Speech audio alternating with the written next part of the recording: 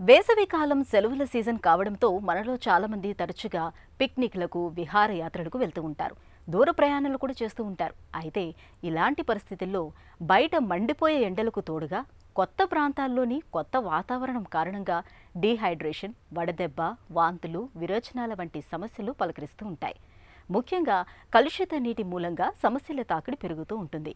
ఈ నేపథ్యంలో తీవ్రమైన ఎండల మూలంగా డస్సిపోకుండా ఉండేందుకు డీహైడ్రేషన్, వడదెబ్బ వంటి సమస్యలను నివారించుకునేందుకు వేసవి ప్రయాణాల్లో ఎలాంటి జాగ్రత్తలు తీసుకోవాలో ఇప్పుడు తెలుసుకుందాం.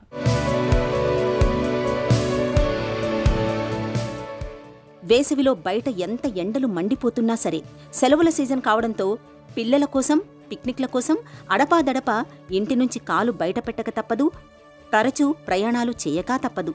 ఇలాంటప్పుడు ఎండల బారిన పడి డీహైడ్రేషన్, వడదెబ్బ, విరేచనాల వంటి సమస్యల తాకిడికి గురవుతుంటారు మనలో చాలామంది. అయితే ప్రయాణాల్లో కొన్ని ప్రత్యేక జాగ్రత్తలు తీసుకోవడం ద్వారా వేసవి ఇక్కట్లను మనం చాలా వరకు అధిగమించవచ్చు.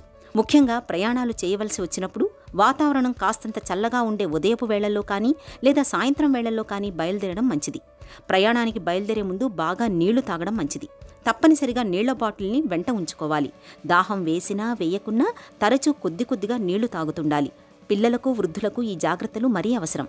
వేసవిలో చల్లగా ఉంటాయి కదా అని పదే కూల్ డ్రింకులను తాగడం మంచిది కాదు. అలాగే ఐస్ క్రీముల్ని కూడా ఎక్కువగా తినకూడదు. వీటికి బదులుగా నీటి శాతం ఎక్కువగా ఉండే పుచ్చకాయ, కర్బూజా, బొప్పాయి వంటి పళ్ళు తరచుగా తింటూ ఉండాలి. ప్రయాణాల్లో తప్పనిసరిగా గ్లూకోజ్ పౌడర్ని వెంట ఉంచుకోవాలి.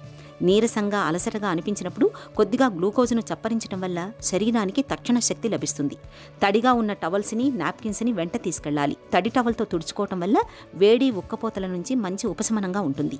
ఇక ప్రయాణాల్లో ఉన్నప్పుడు మసాలాలతో కూడిన భోజనం కన్నా సాత్విక ఆహారాన్ని తీసుకోవడమే మేలు. ఈ జాగ్రత్తలు ప్రయాణాల్లో వేసవి ఇక్కట్లను చాలా వరకు నివారిస్తాయి.